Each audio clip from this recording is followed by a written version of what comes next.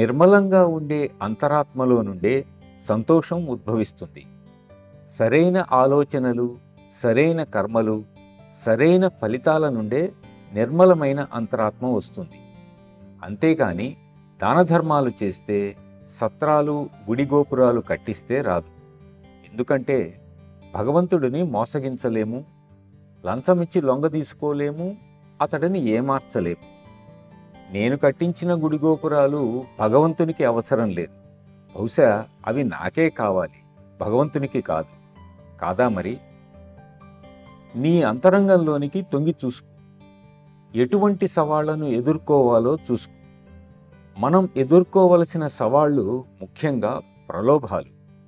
ప్రలోభం ఉన్నంతకాలము మనం దిగజారిపోయే ప్రమాదం ఎప్పుడూ ఉంటుంది. ప్రలోభాలు ఎక్కడో బాహ్యంగా ఉండవు. ఎవరూ ఇంకొకరి వల్ల చెడిపోరు. ప్రలోభం అనేది లోపల ఇక్కడ ఉంటుంది గాని బాహ్యంగా కాదు.